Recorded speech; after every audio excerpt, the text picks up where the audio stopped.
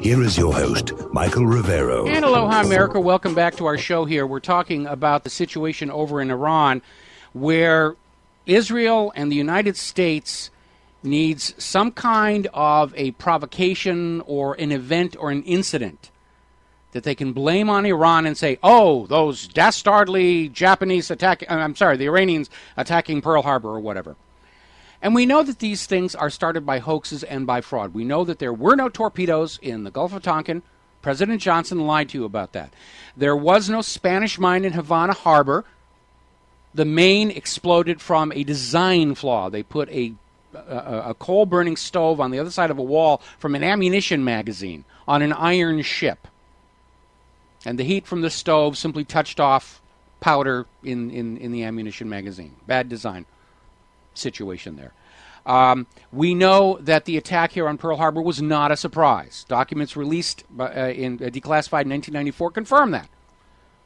President Roosevelt spent an entire year goading the Japanese into an attack that he could use to take the U.S. to war.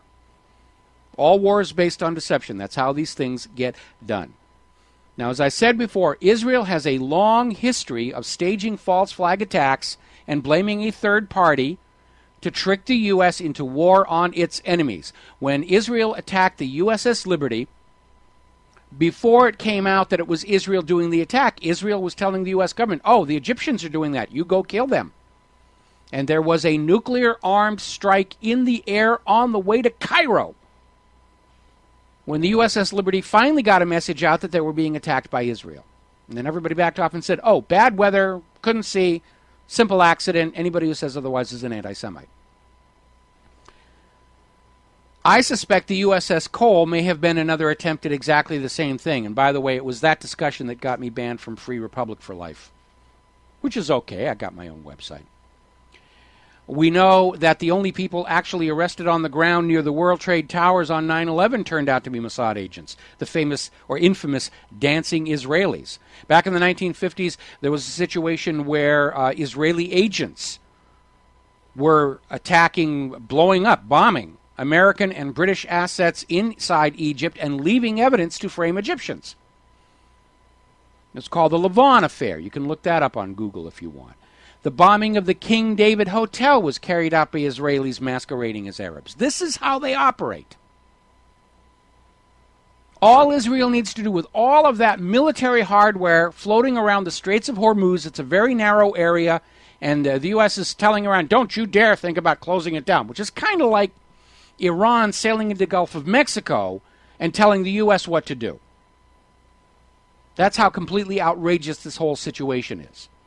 But with all those ships around in the Gulf, in the Straits of Hormuz, all Israel needs to do is get a silkworm missile from China. They're all over the world. They're available on the underground arms trade. Get a silkworm missile, which Iran is known to have, paint it with Iranian markings, and blow up an American ship.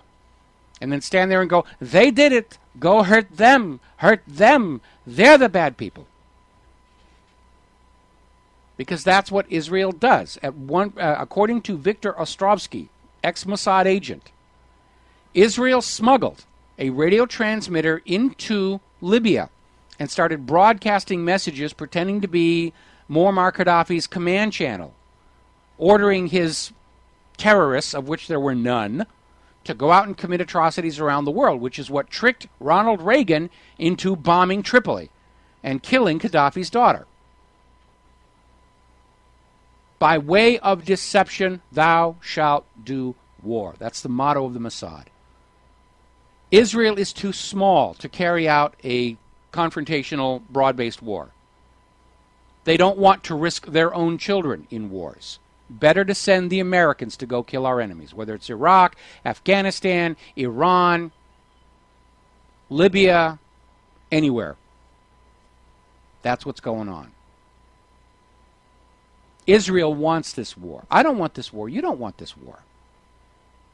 But Israel wants this war, and because Israel wants that war, the U.S. government obediently wants that war, and the corporate media, equally obeisant to Israel, wants the war. And anybody who's opposed to the war is the enemy of the state. And that's Ron Paul right now, and everybody who supports him. Russia has come out saying basically they understand Israel is pushing the U.S. towards an Iran war. They know what's going on. They're not dumb over there. MSNBC, Chris Matthews Hardball, is talking about how it's Israel trying to get the U.S. into a war with Iran. Everybody knows that's what's going on. And nobody has the courage to stand up and say, this is really a stupid idea. Russia has come out today and said an attack on Iran by the United States of America will be seen as a direct threat on Russia itself. Remember the Kennedy Doctrine? Russia is now doing it back to the United States. If we attack Iran, Russia will see it as a direct military threat by the United States against Russia.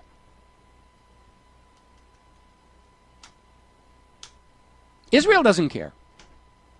Israel would be perfectly happy if the United States and Russia started firing nuclear missiles at each other and blew each other up, because that would leave Israel with their nuclear arsenal pretty much in charge of the rest of the world. Israel loves to get other people to kill each other off. Let's trick the stupid Christians and the stupid Muslims into slaughtering each other. And what's left over will belong to Israel. Let's get the Russians and the Americans to blow each other, nuke each other. And what's left over will belong to Eretz Israel. That's how dangerous this situation is here.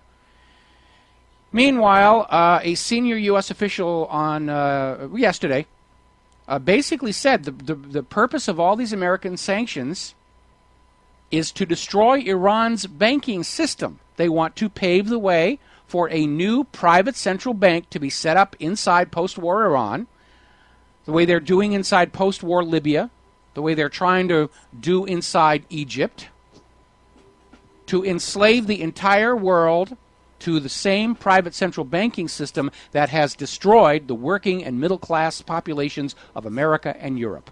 This is a war of banking systems, nothing more. We'll be right back. And aloha, America. Welcome back to the show here, and we're going to go right to the phones. Scott in Wisconsin. Aloha, Scott. Welcome to the show. What's on your mind? Hey, Brother Mike. How you doing on this Friday night? Well, I'm doing pretty good. Thank goodness it's Friday, right?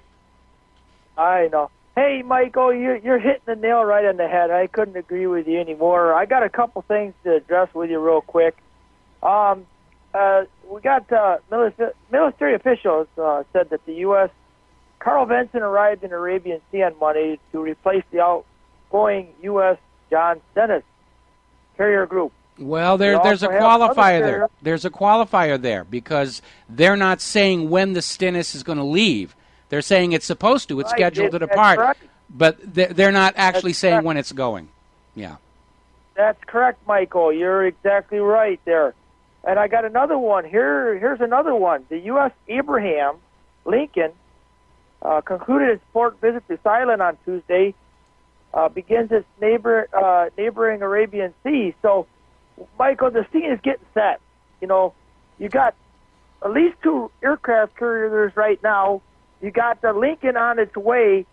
It takes money, buku money, to move these things. You know that. Oh yeah, and I mean, you're all the people on there. It's a huge amount of money. Well, it's not just, the George Bush, I think, is in the area. And don't forget, about a month ago, about 2 weeks ago, remember there was that report where one of these so-called arsenal ships, it's an Ohio-class ballistic missile submarine that has been taken out of ballistic missile service because of treaty requirements, and they put these 7 VLS launcher cells into each of the missile tubes. So this thing is carrying 150 cruise missiles that it can launch from, while submerged.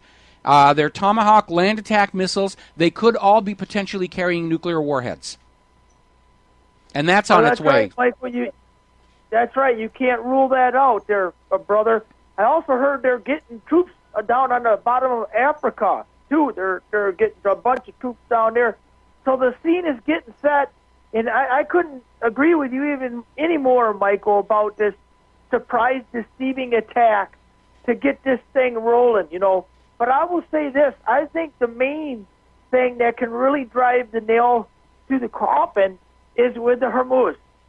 If they shut that baby down, I think that right in itself, Michael, can ignite the wildfire. So I just thank you for taking my call, Michael, and you keep up telling the truth, and we'll talk to you later. God bless. All right, thanks an awful lot, and thank you for the phone call. We know that some 9,000 to 10,000 Americans, including military hardware and additional missiles to make up for the ones Israel sold to China, have arrived in Israel and are scheduled to stay there until the end of the year, which absolutely invalidates the claim this is just for a military exercise. You don't have military exercises that last an entire 11 months. You have wars that hopefully will last only 11 months, but we know better. No war has ever been as short as promised at the outset. I'm looking at a report in the San Francisco Chronicle that says the Pentagon is moving other combat troops and warships into the area. Apparently, the top American commander in the region is saying they don't have enough there to deal with the expected Iran's resistance to being buggered by the U.S. government. And so Marine Corps General James Mattis, who heads the U.S. Central Command, basically is saying we got to have more stuff coming in there. And so they're moving more troops from around the area. We've got one of our family members just ended her tour of Afghanistan and is back in the United States, but she's a qualified naval ships weapons officer, and I'm very, very concerned that if they start this war in the Gulf, she'll get rotated right back and put on a ship out there. So, it's very obvious to everybody. The U.S. is going to start a war with Iran for absolutely no reason other than the bankers want it, Israel wants it, the oil companies want it, and it's part of the project for the new American century to go out and simply conquer every country on earth that is not already a slave to a Rothschild-owned private central bank and make them wear their slave chains. That's what this is all about. Look at every single country the United States government has attacked, and they are all nations that tried to have state banks and value-based currencies. 2 years ago, Gaddafi was everybody's friend. He was reformed. He wasn't a terrorist anymore. He was trying to run his country for the betterment of his people, building these waterworks and the rest of it. And then all of a sudden he says, the dollar is really unstable, and it enslaves everybody that's using it, so we're going to have a state bank and a value-based currency called the gold dinar. And the rest of Africa said, yeah, we would rather do business with that than with the U.S. dollar. Boom, attack and destroy his country. This clash of civilizations you keep hearing these money junkies talking about is a war between banking systems. Between the kind of banking system the United States had when it was founded in 1779 versus privately owned central banking systems, which is the very banking system we fought the revolution to be free of and then got sold back into the slavery of by Congress and President in 1913. Your children are going to be blown to bloody bits to force other countries to accept private central banking. That's what this war is all about. That's what the project for the new American century is all about, to bring the entire world under the dominion of a giant fascistic private central bank. That is what the New World Order is all about. Permanent global fascism. And it is not designed to make the world better for you and I. It's not designed to save the world from global warming. It's not designed to make us all healthier. It is all about the very few having all the money and leaving all the debt and labor onto the rest of the planet. Every time I hear the phrase global government, I'm reminded that's what Alexander the Great wanted. That's what Napoleon wanted. That's what Hitler wanted. That's what the Roman Caesars wanted. And it's a lot of fun if you're at the top of that global government. And for everybody else, it sucks. So now's the time to decide what kind of a world you want to leave to your children.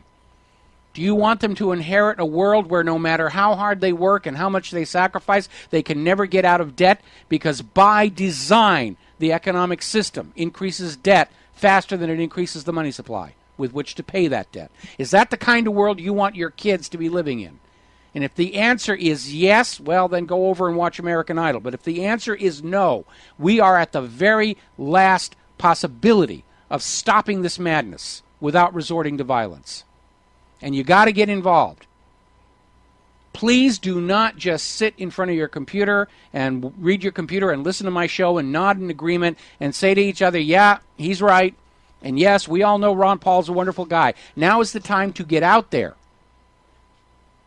Go talk to people who don't listen to my show or watch my show or get their news from the internet. Go out and find those poor, brainwashed people still plugged into the matrix and unplug them. You have to do it. We're going to take a break for commercials. We'll be back with the last segment of our show today after these words from our sponsors.